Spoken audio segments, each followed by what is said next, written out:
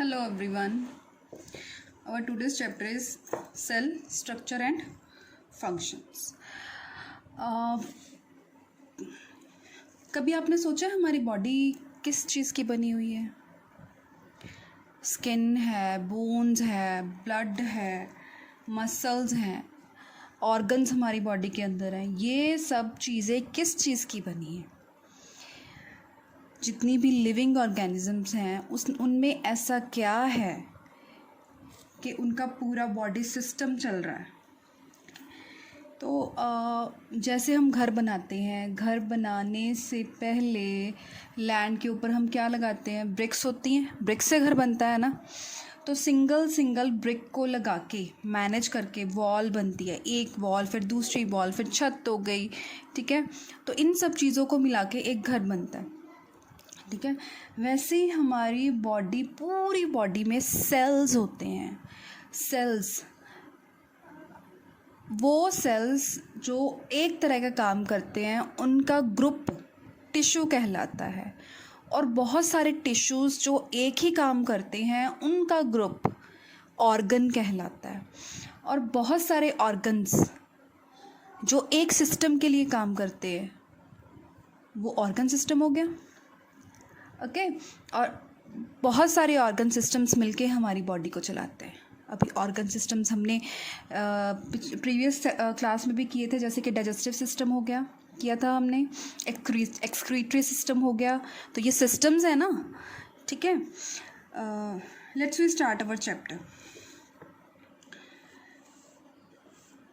Different sets of organs perform the various functions you have listed in this chapter. You shall learn about the basic structure unit of an organ, which is the cell. यहाँ पे cell का definition है. What is cell? Cell is the basic structural unit of an organ. ठीक है. तो organ का basic structure है. जैसे घर का बेसिक स्ट्रक्चर ब्रिक होता है, ईंटों से घर बनता है.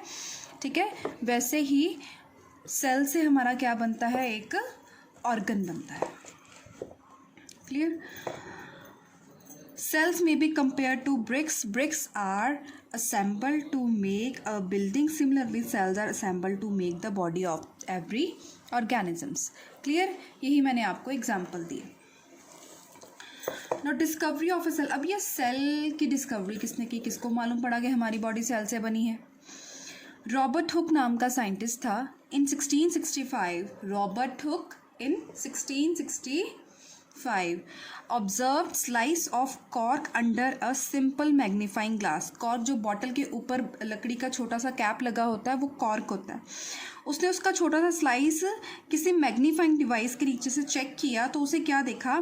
Cork is a part of the bark of a tree. Cork क्या था? कोई एक तो जो बॉटल के ऊपर छोटा सा लकड़ी का ढक्कन होता है वो कॉर्क होता है. और कॉर्क क्या होता है? कोई भी पुराना, बहुत पुराना पेड़, उसका सबसे स्टेम, जो बहुत ही पुरानी स्टेम होती है, स्टेम, उसका सबसे ऊपरी पार्ट. ठीक है. छोटा सा, जैसे हम स्लाइस कर ली, जैसे पोटैटो को स्लाइस करते हैं वैसे उस ट्री का छोटा सा स्लाइस स्टेम का. Cork is a part of the bark of a tree. He took a thin slice of cork and observed them under a microscope. उसने छोटा सा कॉर्क स्लाइस लिया कॉर्क का और उसको माइक्रोस्कोप के नीचे देखा. ठीक है. तो उसने क्या देखा? तो उसे कंपार्टमेंट्स दिखाई दे. कभी आपने मधुमक्खी का छत्ता देखा है? ठीक है. मधुमक्खी का छत्ता कैसे होता है? चैम्बर्स टाइप बने होते हैं उसमें. ऐसे ऐसे होता है, ऐसे करके, ऐसे ऐसे घर छोटे छोटे, जैसे एक रूम, दूसरा रूम, फिर तीसरा रूम, ऐसे बने होते हैं चैम्बर्स. ठीक है. तो उसने क्या देखा कि उसमें कंपार्टमेंट थे स्लाइस की, मतलब छोटे छोटे चैम्बर्स थे, छोटे छोटे बॉक्सेस थे. और वो बॉक्सेस कैसे लग रहे थे? वो बॉक्सेस हनी कॉम के जैसे, मधुमक्खी के छत्ते के जैसे लग रहे थे. ठीक है. He also notice that one box was separated from the other by a wall. उसने ये भी देखा कि जो एक बॉक्स था वो दूसरे बॉक्स से सेपरेट था किसी वॉल की वजह से. ठीक है. तो Hooke observe as boxes are cells, उसने हुक ने क्या बोला, ये जो बॉक्सेज हैं ये सेल्स हैं कॉर्क में, जिन्हें हम एक्चुअल में क्या बोलते हैं, डेड सेल्स। वो जो सूखी लकड़ी होती है क्या बोलते हैं उसे, dead cells. Now cells of living organisms could be observed only after the discovery of improved microscope। अब एक्चुअल में सेल कब डिस्कवर हुए थे, रॉबर्ट हुक ने ये तो बता दिया था कि सेल होते हैं, ठीक है। एक्चुअल में सेल की डिस्कवरी कब हुई थी, जब हमारे पास अच्छी क्वालिटी का, अच्छी मैग्नीफाइंग ग्लासेस का माइक्रोस्कोप, अच्छे लेंस का माइक्रोस्कोप मिल गया था हमें, उसकी डिस्कवरी हुई थी। उसके बाद सेल्स को अच्छे से स्टडी किया गया। Very little was known about the cell for the next 150 years after Robert hook.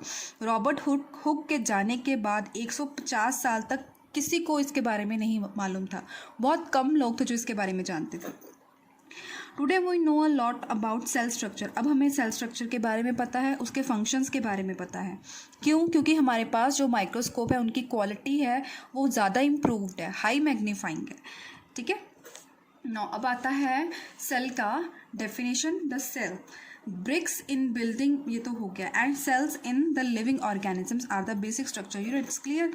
The building, though built of similar bricks, have different designs, shapes and sizes. Similarly, the living world organisms differ from one another, but all are made up of cells। ठीक है, सारे के सारे बेशक एक इंसान दूसरे इंसान से फिजिकली लुक में, अपीयर्स में डिफरेंट है, बट उसका जो इंटरनल बॉडी स्ट्रक्चर है वो सारा क्या है, सेम है। जैसे फूड को डाइजेस्ट करना सबका वही सिस्टम है जो एक पर्सन का होता है, एक्सक्रीट करना सबका वही सिस्टम है जो एक का है, ठीक है। तो cell is the living organisms are complex living structures unlike non living bricks. The egg of a hen represent a single cell. जो हैन का एग है वो एक सिंगल सेल है, उसमें जो यॉक होता है वो न्यूक्लियस है, और जितना भी वाइट सब्सटेंस होता है वो एक तरह का लिक्विड है सेल का, साइटोप्लाज्म जिसे हम बोलते हैं। हम स्टडी करेंगे आगे, ठीक है ना। Organisms which show variety in cell number, shape and sizes.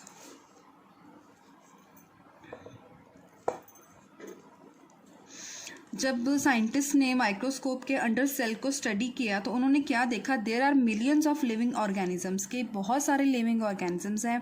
They are of different shapes and sizes, जिनकी जो शेप है और साइजेस है वो डिफरेंट हैं।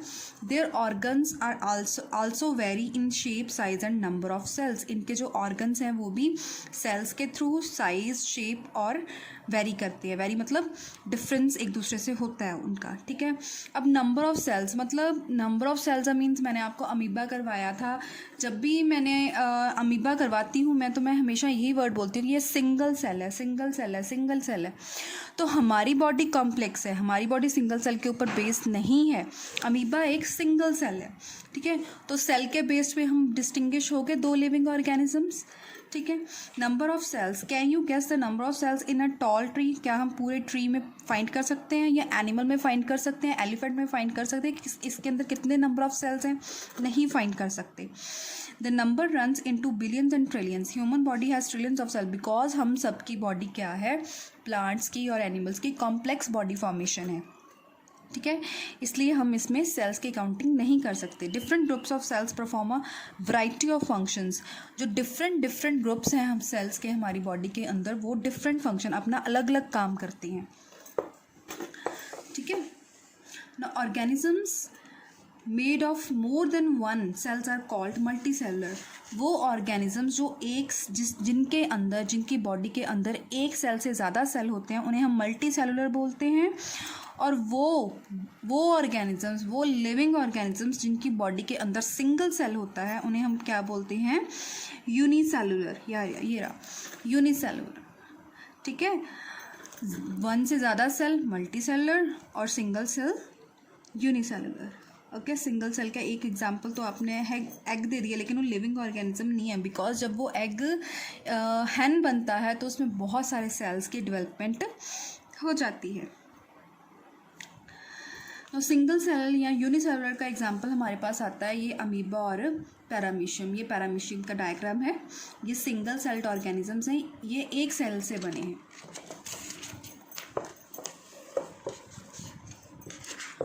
Next is the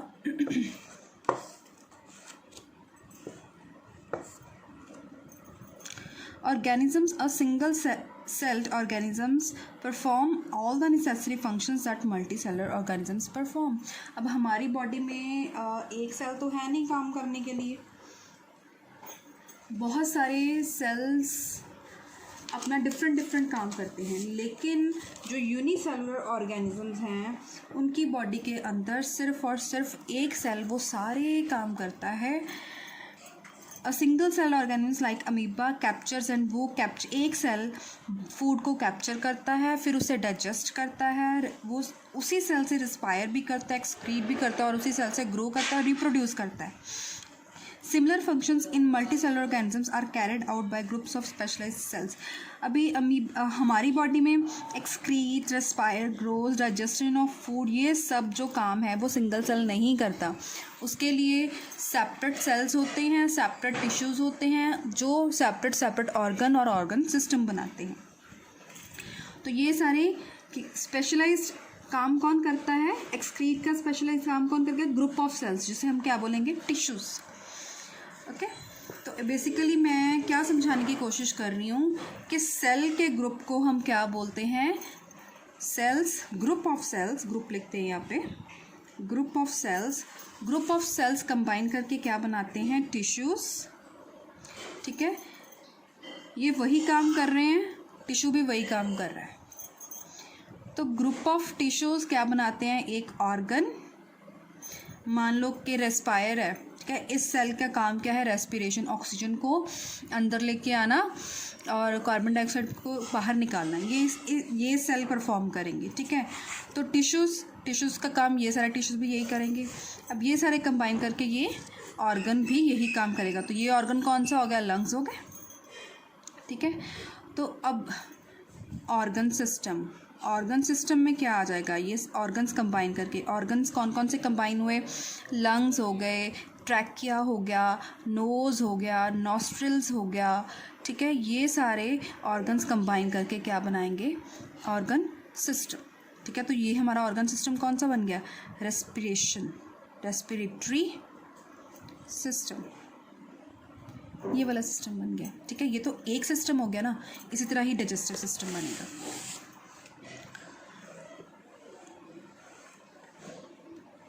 next is the shape of cells. अब सेल्स का शेप कैसा होता है? How do you define the shape of amoeba in a figure? अभी हम अमीबा की फिगर कैसी होती है? उसकी कोई शेप, एक्चुअल में कोई शेप नहीं होती. ठीक है, you may say that the shape of appears irregular shape होती है. In fact amoeba has no definite shape, उसकी कोई डेफिनेट शेप नहीं है. अनलाइक अदर ऑर्गेनिजम्स, दूसरे ऑर्गेनिजम्स के, वो अपनी शेप चेंज करता रहता है.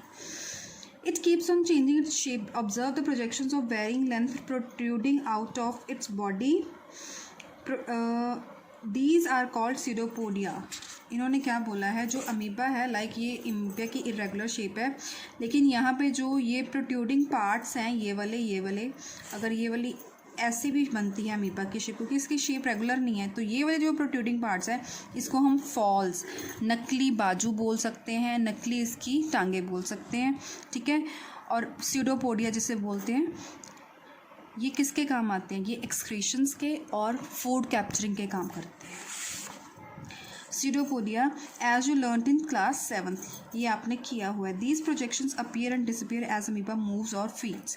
ठीक है, जैसे ही अमीबा मूव करेगा और वो कुछ खाएगा पिएगा, जो भी उसने काम करना है उसके अकॉर्डिंग वो अपनी बॉडी शेप चेंज करता रहता है. वाइट ब्लड सेल, WBC, हमारी बॉडी के अंदर red blood cell, white blood cell blood में पाए जाते हैं. In human blood is another example of single cell, वो भी एक सिंगल सेल है. ये देखिए, ये रेड ब्लड सेल्स का एग्जांपल है. ये हमारी बॉडी में जो मसल्स हैं वे मसल सेल्स हैं, और ये हमारा नर्व सेल्स है. ठीक है, what shape would you expect organisms? ये सब पढ़ने की ज़रूरत नहीं है. Cells are round shape. जो एक्चुअल में जो एनिमल सेल्स होते हैं, जो हमारी बॉडी में सेल है वही एनिमल्स के अंदर हैं, बिकॉज ह्यूमन भी तो एक एनिमल का ही पार्ट है. ठीक है, तो एनिमल सेल्स और ह्यूमन सेल्स का शेप सेम ही होता है. ओके, सिर्फ प्लांट सेल है, प्लांट सेल का शेप डिफरेंट है. एनिमल सेल और प्लांट सेल, दो टाइप के सेल हम इस चैप्टर में करेंगे. Okay, now some cells are long and pointed at both end, कुछ सेल्स जो होते हैं वो लॉन्ग होते हैं. They exhibit a spindle shape. Cell sometimes are quite long, बहुत लंबे होते हैं, जैसे कि ये हमारा नर्व सेल है. कुछ ब्रांच्ड होते हैं नर्व सेल की तरह. ठीक है. द नर्व सेल्स रिसीव्स है. नर्व सेल्स का काम क्या होता है? हमारी बॉडी से सिग्नल्स को रिसीव करना और उन सिग्नल्स को हमारे ब्रेन तक पहुंचाना. और नर्व सेल काम क्या करता है? कंट्रोल एंड कोऑर्डिनेशन का काम करता है ये. द